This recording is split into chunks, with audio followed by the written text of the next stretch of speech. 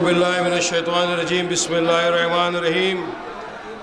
शह नशीब पर तशरीफ़ फरमा ऑल इंडिया मजलिस इत्तेहादुल मुस्लिमीन के तमाम ज़िम्मेदारान, यहाँ पर मौजूद मेरे दोस्त, मेरे बुज़ुर्ग, मेरे भाइयों और घर पर बैठ के सुनने वाली मेरी पर्दानशी माँ बहनें, अस्सलामु अलैकुम रहमतुल्लाहि व बरकातहू। आज का ये जलसा इंतखाबी जलसा है। उत्तर प्रदेश में चुनाव है, आपके अपने हलके में भी चुनाव होने जा रहे हैं। 7 तारीख को आपके यहाँ चुनाव घोषित हुआ है, पोलिंग है। जिस तरह से मुख्तलिफ सियासत पार्टियों ने अपने अपने उम्मीदवारों को यहाँ से ठहराया है, इसी तरह से इस मर्तबा मजलिस इत्तेहादुल मुस्लिमीन ने आपके अपने हरदिल अजीज, दिलेर, जाबाज, बेबाक नेता गुड्डू जमाली साहब को यहाँ से ठहराया है। मजलिस इत्तेहादुल मुस्लिमीन उत्तर प्रदेश में मुख्तलिफ जगहों पर चुनाव लड़ रही है। ये चुनाव हमारे लिए, आपके लिए बहुत ही अहमियत वाला चुनाव है, बहुत इंपॉर्टेंट चुनाव है।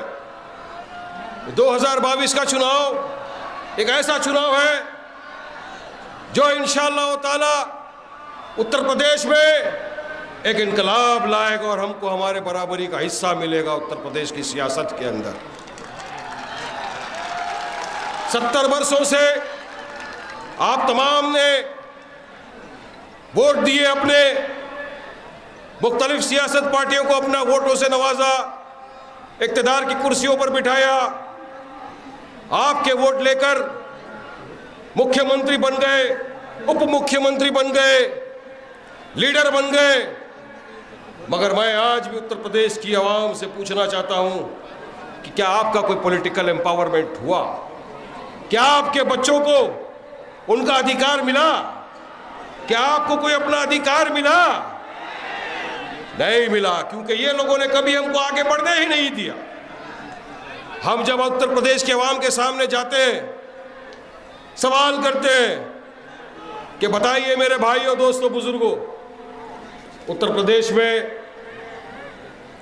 यादवों का नेता है, जाटों का नेता है, तमाम समाज का नेता है, लेकिन क्या वहीं पर कहीं मुसलमानों का कोई नेता है? कोई है नेता? यही हमको जवाब मिलता है हर तरफ के, नहीं है वारिस भाई, हमारे पास कोई नेता नहीं। तो मैं पूछता चाहता हूं, क्या हम में कोई ऐसा है नहीं जो बेबाक नेता बने, बेबाक लीडर बने, पढ़ा लिखा हो, ईमानदार हो, दयानतदार हो, जो जाए हमारे मसले मसाइलों को उत्तर प्रदेश की विधानसभा में उठाए, आपकी आवाज लड़े, आपके लिए, आपके इंसाफ की गुहार लगाए? हमारे पास तो ऐसे सैकड़ों है हमारे पास ऐसे नेता, लेकिन किसी को आगे बढ़ने नहीं देते ये लोग। 19% वाले मुसलमानों का वोट तो चाहिए इनको, इक़्तिदार की कुर्सी पर तो आके बैठना है इनको, मगर 19% वालों को सिर्फ दरी बिछाने के लिए इस्तेमाल करना इनकी फितरत बन चुकी है। अब 19% वाले हमारे भाई दरी नहीं बिछाएंगे, अब बराबरी की बात होगी, हिस्सेदारी की बात होगी, हिस्सेदारी की लड़ाई होगी। क्योंकि मेरे भाइयों, दोस्तों, बुजुर्गों, इनका टाइम खत्म हो गया। अभी अपना टाइम आएगा इंशाअल्लाह, आप लाएंगे, मुबारकपुर की जनता लाएगी और दिखाएगी कि अगर हम मुत्तहिद हो गए, हमने इत्तेहाद पैदा कर लिया, हम एक होकर, हम एक क़यादत के नीचे आ गए, हमने बैरिस्टर असदुद्दीन ओवैसी को हमारा लीडर मान लिया, तो इंशाअल्लाह ताला उत्तर प्रदेश में कोई माइका लाल मजलिस इत्तेहादुल मुस्लिमीन को रोक नहीं सकता। बनाएंगे इंशाअल्लाह सरकार। यही अरमान लेकर हमारे कायद बैरिस्टर असदुद्दीन ओवैसी साहब इतनी दूर, हजारों किलोमीटर दूर से उत्तर प्रदेश में आए, गांव गांव, गली गली, मोहल्ले मोहल्ले, कस्बा कस्बा घूमे। क्यों आए? अगर तेलंगाना में बैठे 3 टर्म के एमएलए, 4 टर्म का एमपी अगर अपने घर से पर्चा भर देना तो कसम खुदा की सामने वाले की डिपॉजिट जमा हो जाए, ऐसा ताकत, ये पावर है। अल्लाह सुब्हान व तआला का दिया हुआ सब कुछ है, नाम, दौलत, शौहरत, इज्जत, रुतबा। रुतबा तो वो कि आज देश के प्रधानमंत्री का नहीं है, उससे ज्यादा रुतबा इज्जत मेरे कायद का।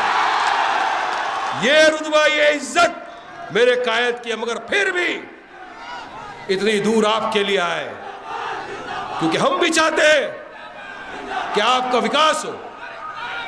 हम भी ये चाहते हैं कि जो सुविधाएं हम तेलंगाना में देते हैं अस्पतालों के माध्यम से, चाहे एजुकेशन की फील्ड में हो, वो तमाम सुविधाएं हमारे उत्तर प्रदेश के भाई बहन बच्चों को भी मिलनी चाहिए। मैं पूछता हूं, क्या आपके यहाँ उत्तर प्रदेश में कोई ऐसा अस्पताल है जिसमें 30 रुपए का एक कार्ड ले लो, 3 महीने इलाज पूरा फ्री? नहीं है ना। कोई ऐसा स्कूल है आपके पास जिसमें बच्चे का किताब फ्री, कलम free, uniform free, fees free? नहीं है ना। मगर आप चाहते हो ना कि हमारे भी बच्चों को मिले, चाहते हो ना, तो आइए जमात का साथ दीजिए। ये अरमान लेकर आपके बीच में आए, वरना आप तो देख रहे हो देश के हालात क्या हो रहे हैं, बद से बदतर हालात होते जा रहे हैं। आज रशिया ने यूक्रेन के ऊपर हमला बोल दिया। यूक्रेन में आप ही की तरह जवान हमारे भाई बहन स्टूडेंट पढ़ाई कर रहे हैं, पढ़ाई करने गए वहां पे, मेडिसिन का तालीम लेने गए हैं। वहां पर यूक्रेन में हमला हो गया। प्रधानमंत्री से गुहार लगाई गई, बार बार सरकार से गुहार लगाई जा रही है कि हमको भी वहां से इवैक्यूएट किया जाए, हमको जल्दी से जल्द हमारे वतन भारत में भेजा जाए, हमको बचा लो। सैकड़ों वीडियो आ गए मेरे पास भी, लोग मुझे प्राइवेट भी भेज रहे हैं, पर्सनल मोबाइल पे भेज रहे हैं, सोशल मीडिया सब मेरे भाइयों के पास है, वायरल है सब तरफ कि हमको बचाओ। बच्चे गुहार लगा रहे हैं। मगर मेरे भाइयों, दोस्तों, बुजुर्गों, मोदी सरकार सोती रही। कल हमारा एक बच्चा अपनी जान गंवा बैठा यूक्रेन के अंदर। इसका जवाबदार कौन? मोदी सरकार इसकी जवाबदार है। क्योंकि मोदी साहब को हमारे बच्चों की फिक्र नहीं, उनको फिक्र है उत्तर प्रदेश में चुनाव प्रचार में व्यस्त है।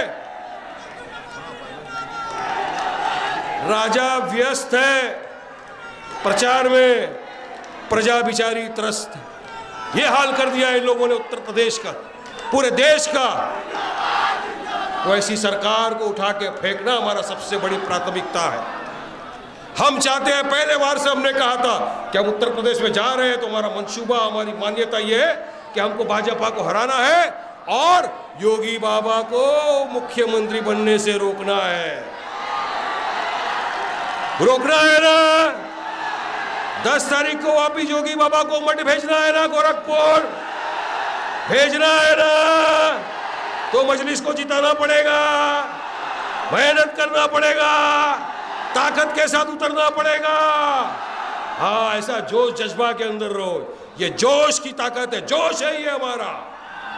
देखा था ना कर्नाटक में हमारी बहन ने कैसा जोश दिखाया था। 40-50 आ गए थे भगवा डाल के गले में। हमारी बहन गई थी हिजाब पहनकर पेपर सबमिट करने। क्या हो गया? आए 40-50, जे सर, जे सर। हमारी बहन, हमारी शेरनी ने वहां खड़े होकर क्या नारा लगाया? तकबीर, तकबीर, तकबीर। हाँ, 50 के मुंह पे करारा चमाट खींच के।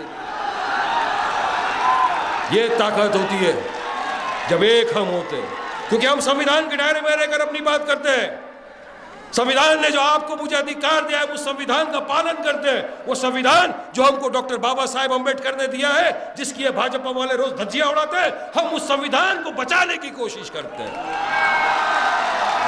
उसी संविधान ने हमको अधिकार दिया है वोट डालने का। उसी संविधान ने अधिकार दिया है मुझे वारिस पठान को क्या पहनना, वारिस पठान को क्या खाना, वारिस पठान को किससे शादी करना, कब करना, ये मोदी डिसाइड नहीं करेंगे। मुबारकपुर वालों को क्या पहनना, क्या खाना, मोदी डिसाइड नहीं करेंगे। ये हमको संविधान ने अधिकार दिया, हमको क्या खाना, क्या पीना, क्या पहनना, पहनेंगे। अरे हम तो ये चाहते हैं ना कि हमारी बच्चियां जाए, पढ़े लिखे, तालीम आफ्ताब बने, देश का नाम रोशन करे, डॉक्टर बने, लॉयर बने, इंजीनियर बने, हमारी बेटियों के सर पे हिजाब हो, एक हाथ में कुरान हो, एक हाथ में संविधान और किताब हो। ये हम चाहते हैं सबको। लेकिन याद रखो, ये सब करने के लिए आवाज बुलंद करनी पड़ती है। जिसका आवाज नहीं होता उसके लिए कुछ नहीं मिलता बॉस, याद रखना मेरी इस बात को। यहां तक हो गया कि मेरे कायद बैरिस्टर असदुद्दीन ओवैसी जो हक की लड़ाई लड़ रहे थे उत्तर प्रदेश के अंदर, आपकी हमारी आवाज बन के गूंज रहे थे। दलितों की, मजलूमों की, मुसलमानों की आवाज बन के गूंज रहे थे, हक की लड़ाई लड़ रहे थे। कुछ कातिल बुज़दिलों ने उनके ऊपर गोली चलाई। डरेंगे क्या? चुपचाप बैठेंगे क्या? मेरा कायद तीसरे दिन निकल गया उत्तर प्रदेश में, फिर आवाम के बीच, फिर आवाम की हक की लड़ाई में शुरू हो गया। मैं बोलना चाहता हूं इन लोग को, ओवैसी को फ्लावर समझा है क्या? फ्लावर नहीं, फायर है, फायर। डरेंगे नहीं, झुकेंगे नहीं, हक की लड़ाई लड़ते रहेंगे, संविधान के दायरे में रहकर लड़ते रहेंगे, अपना अधिकार लेते रहेंगे। नहीं डरे, डर गए डराने वाले, मिट गए मिटाने वाले, आए फिर आपके बीच में निकल पड़े, उड़ गए उड़न खटोले से अभी पहुंचेंगे आपके बीच, फिर वही शेर का धमाल। क्योंकि आवाज जाती है दिल्ली तक, लखनऊ तक। अखिलेश बाबू, आपको सवाल किया था पत्रकार ने हिजाब पे, आपने कहा मुझे सुनाई नहीं दे रहा। क्या कहा? मुझे सुनाई नहीं दे रहा। अब 10 तारीख को जब ये जनता जनार्दन आपको उठा के फेंकेगी, तब आपको सुनाई भी देगा, दिखाई भी देगा, और समझ में भी आ जाएगा कि इतने बरोस जिसका मैंने वोट लिया, जिनके लिए कुछ नहीं किया, वो ये ताकत अगर रखते हैं मुझे इख्तियार की कुर्सी पे बिठाने की, तो कुर्सी से लात मार के फेंकने की भी ताकत रखते हैं। ये मजलिस का पावर। और उत्तर प्रदेश भाजपा का राज हो या समाजवादी का राज हो, क्या हुआ इतने सालों से उत्तर प्रदेश में? आज भी मैं नहीं कहता, एनएसओ का डेटा बता रहा है कि उत्तर प्रदेश भारत का तीसरा सबसे गरीब मुल्क है, गरीब शहर है, राज्य तीसरे नंबर पे। इतनी गरीबी उत्तर प्रदेश में किसके राज में हुई? हम तो सत्ता में नहीं थे, सत्ता में तो कभी सपा रही, सत्ता में भाजपा रही, फिर क्यों इतनी गरीबी?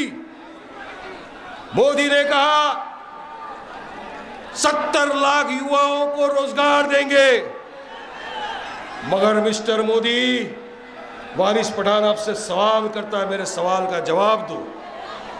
उत्तर प्रदेश का करोड़ों युवा आज बेरोजगार घूम रहा है, कब रोजगार मिलेगा उसको? रोजगार नहीं है, करोड़ों युवा बेरोजगार घूम रहा है, खाने पीने के वादे हैं हम लोगों के, ये आपके राज्य में कर दिया। ये डबल इंजन करते करते आपने हमारे मुंह से हमारा निवाला छीन लिया योगी सरकार। आपकी ठोक डालूंगा वाली पॉलिसी सीधा जो बाबा की, उसका नतीजा ये हुआ कि जो संविधान ने हमको अधिकार दिया था राइट टू प्रोटेस्ट का, पीसफुल प्रोटेस्ट करने का, तब जब हमारे बच्चे निकल गए प्रोटेस्ट करने, सब साथ में आ गए, हमारे हिंदू भाई, दलित भाई सब एक साथ मिलकर CAA NRC का प्रोटेस्ट करने रास्ते में उतर गए, संविधान के दायरे में रहकर अपना हक बयानी करने लग गए। उत्तर प्रदेश में 22 लोगों को मार दिया गया गोलियों से योगी सरकार ने। कौन है इसका जवाबदार? योगी जी है। हराना चाहिए ऐसी सरकार को, फेंकना चाहिए तख्ते से उठा के इनको। और याद रखो, ये दूसरे भी कोई कम नहीं है, ये SP, कांग्रेस, BJP एक ही सिक्के के दो पहलू है भाई, एक ही थाली के चट्टे बट्टे। एक खुला दुश्मन है, सामने से वार करता है, हमको पता है, मगर ये छुपे हुए दुश्मन है जो पीछे से वार करते हैं। खतरनाक पीछे से वार करने वाले ये दुश्मन है मेरे भाइयों बुजुर्गों। यही वजह है कि आज उत्तर प्रदेश में हमारे पास पढ़ाई लिखाई के मामले में एकदम पिछड़ा हुआ है। हम हमारे दलित भाई बहनों से भी पिछड़ गए। क्यों? आगे नहीं बढ़ने दिया। एजुकेशन में आप ड्रॉप आउट रेट देख लीजिए, 12वीं तक कितने पहुंचते हैं देख लीजिए। 3 साल से 25 साल की हमारी बच्चियां कितना एजुकेशन ले लीजिए, 3% भी नहीं है। क्यों ये होता है?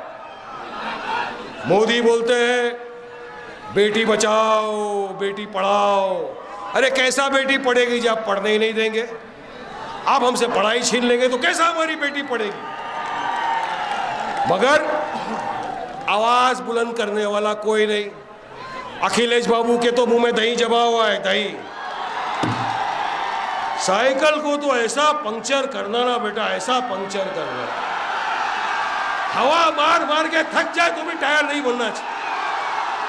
पूरी हवा निकाल दो साइकिल की।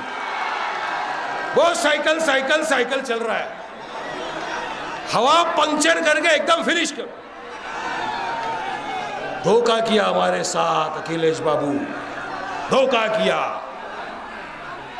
2012 के घोषणा पत्र में कहा अगर हम सत्ता में आए हम रिजर्वेशन देंगे 12% जॉब में, एजुकेशन में।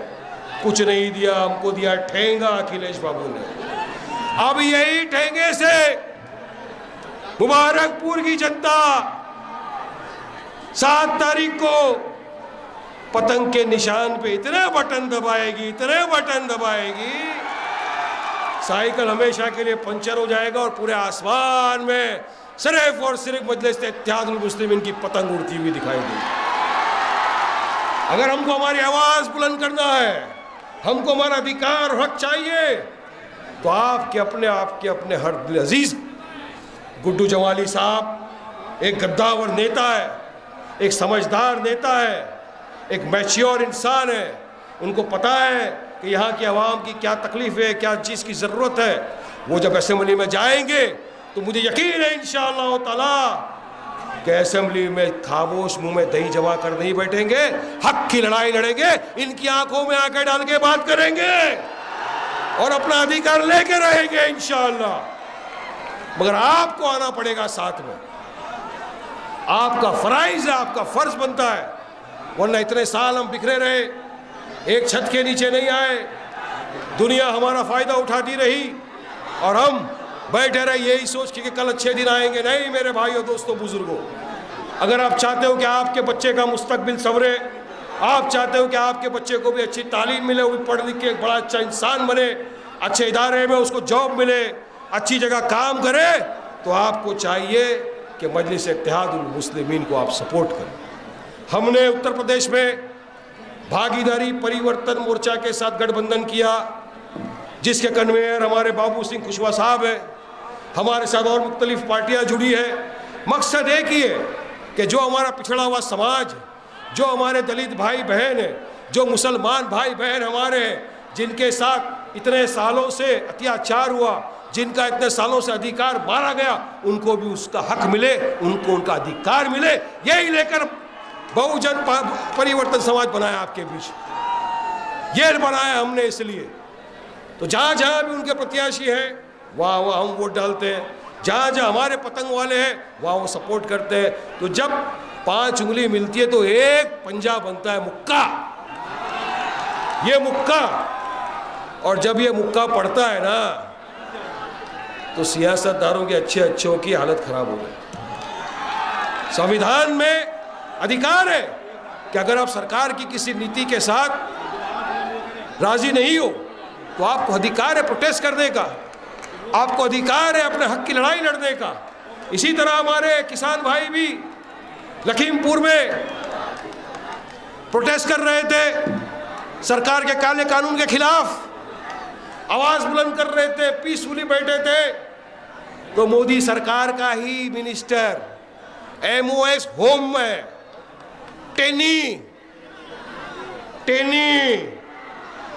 टेनी साहब के घर पे उनका बेटा बैठ के एक साजिश रचता है।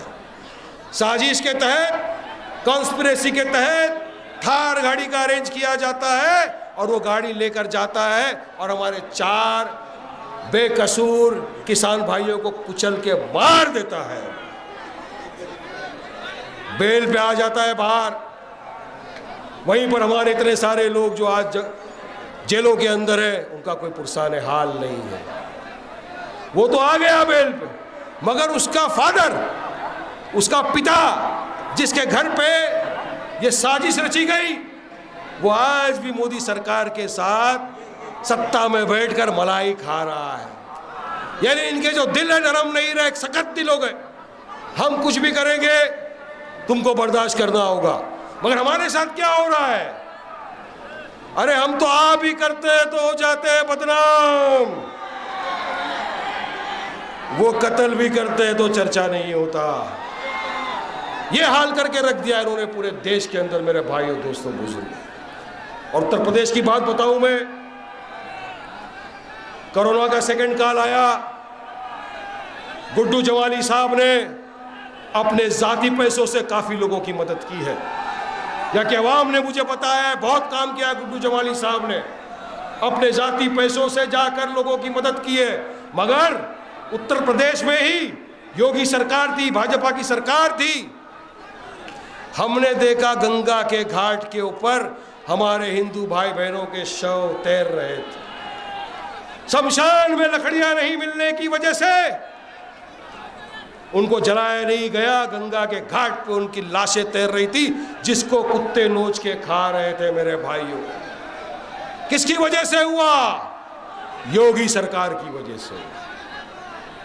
ये सारी जो समस्याएं, बेरोजगारी की, पेट्रोल डीजल गैस के बढ़ती हुई महंगाई की, जितनी समस्याएं यहाँ आई है, ये योगी सरकार और ये समाजवादी पार्टी वालों की तरफ से आई है, क्योंकि ऑपोजिशन ने उनको सवाल ही नहीं किया। हम चाहते हैं कि उत्तर प्रदेश में विकास हो। भागीदारी परिवर्तन मोर्चा का उद्देश्य यह है कि हम उत्तर प्रदेश में विकास करें, एजुकेशन करें। यहाँ पर हम आए आपको पॉलिटिकल एम्पावरमेंट करने। असद ओवैसी साहब को लीडर, नेता, मिनिस्टर बनने का कोई शौक नहीं है।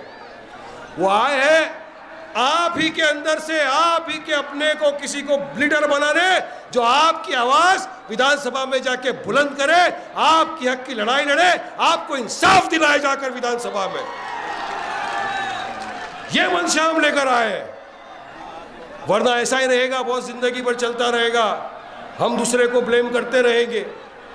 हम अपने आप को अगर नहीं देखेंगे तो मुझे आज वो गालिब का बहुत बड़ा शेर याद आ रहा है, जिंदगी भर यही गलती करते रहे गालिब, धूलती चेहरे पे आईना साफ करते रहे।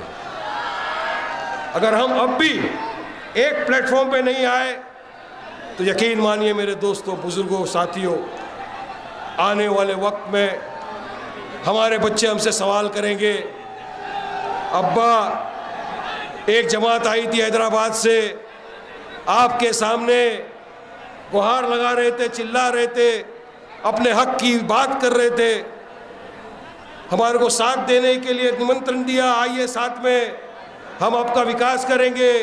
इतना चीज़ें आपको समझाई, अब्बा आपने उस जमात का साथ नहीं दिया जिसकी वजह से आज हम तकलीफ में गुजर रहे हैं। ये मौका मत आने दो मेरे दोस्तों बुजुर्गों भाइयों। ऐसा होना चाहिए कि बच्चा आपको कहे अब्बा मानता हूं आपको, अम्मा सैल्यूट करता हूं आपको, क्या आपने 2022 के चुनाव में ऐसी जमात का साथ दिया जिसको हमने वोट देकर जिताया, तो आज हमारा आपको इंसाफ मिल रहा है, आज हमको हक मिल रहा है, आज हमारा विकास हो रहा है, आज हमारा एजुकेशन हो रहा है। ये बोलना चाहिए बच्चे आपको, क्योंकि मजलिस और इत्तेहादुल मुस्लिमीन डरने और घबराने की जमात नहीं है, शेरों की जमात है, ताकत रखते हैं हराने की। आपके पास ये आ रहे हैं, आगे भी आएंगे कि अगर आपने MIM को वोट दे दिया, असद ओवैसी की पार्टी को वोट दे दिया तो भाजपा जीत जाएगी, उसको वोट मत दीजिए, ये आपको डराएंगे। मगर याद रखो मेरे दोस्तों बुजुर्गों साथियों, उनसे डरना नहीं, उनकी आंख में आंख डाल के जवाब देना, उनको बताना कि प्रिय मित्र 2019 का जब लोकसभा का चुनाव आया, मेंबर पार्लियामेंट का चुनाव आया, मजलिस इत्तेहादुल मुस्लिमीन तो सिर्फ 3 जगह से लड़ी पूरे भारत देश में। हैदराबाद तेलंगाना से लड़े हमारे कायद बैरिस्टर असदुद्दीन ओवैसी साहब, बिहार से लड़े अख्तर उल ईमान साहब, औरंगाबाद महाराष्ट्र से लड़े इम्तियाज जलील साहब। हम तो सिर्फ 3 सीटों पर लड़े पूरे हिंदुस्तान में, और 3 में से रिकॉर्ड ये है 2 सीट पर जीत कर आए हम यहाँ। और जो औरंगाबाद में हम जीते, मजलिस जो सीट जीती, तो मजलिस ने किसको हराया? जो भाजपा और सेना का 30 साल का MP सिटिंग MP था, उसको हरा के लात मार के उसको घर बेच के आए। ये ताकत है मजलिस इत्तेहादुल मुस्लिमीन की, ये हमारी ताकत है। हम में ताकत है इनको हराने की, इनमें ताकत नहीं उनको हराने की, तो इल्जाम का टिकड़ा हमारे सर पे डाला जाता है। A टीम C टीम, अरे कोई भी टीम बोल दो, डरने घबराने वाले नहीं है आप। हम अपने अधिकार से अपने हक की लड़ाई लड़ने आए हैं, आपको आपका अधिकार दिलाने आए हैं। अभी बैरिस्टर असदुद्दीन ओवैसी साहब बस पहुंचने वाले हैं, चौपर कुछ ही शरण में उतरने वाला है। मैं चाहता हूं दरखास्त आपसे सिर्फ यही है लास्ट,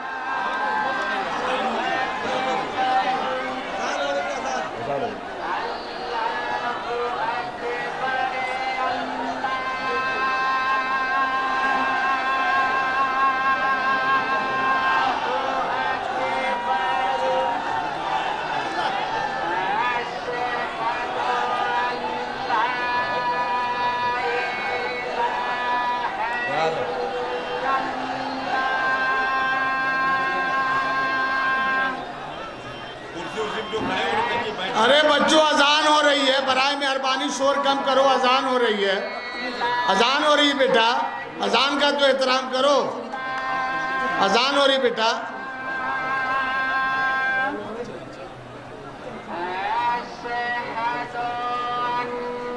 आप लोग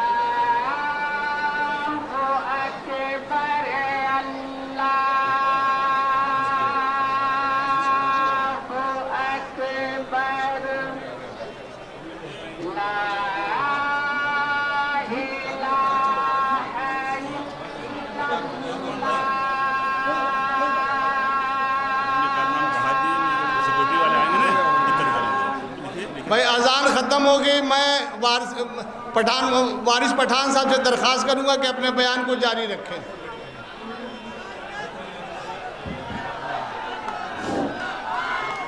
अज़ान हो गई अल्हम्दुलिल्लाह। मैं मुख्तसर में अपनी बात को ख़त्म करना चाहूँगा क्योंकि हमारे कायद बैरिस्टर असदुद्दीन ओवैसी साहब की भी किसी भी शरण में यहाँ पर आ जाएंगे।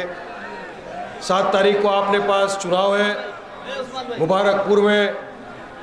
आपके अपने हरदिल अजीज़ गुड्डू जमाली साहब के लिए दुआएं करिए, उनको मोहब्बत से नवाजिए, घर से निकल कर आइए। अपना वोटिंग का परसेंटेज बढ़ाना बहुत ज़रूरी है। हमको सबको मिलकर अगर 70-75% हमने वोट डाल दिया तो इंशाअल्लाह ताला मुबारकपुर में इस मर्तबा मजलिस इत्तेहादुल मुस्लिमीन को जीतने से कोई नहीं रोक सकेगा। हम जीत कर जाएंगे। गुड्डू जमाली साहब फिर से जाएंगे लखनऊ की विधानसभा में मजलिस इत्तेहादुल मुस्लिमीन के नेता बन के। अब यूपी में काबा, मुबारकपुर में काबा, गुड्डू जमाली बा, उत्तर प्रदेश में काबा, पूरे यूपी में मजलिस इत्तेहादुल मुस्लिमीन बा। वोट देबा, जिताएबा, भेजेबा विधानसभा में। शुक्रिया, अस्सलाम वालेकुम।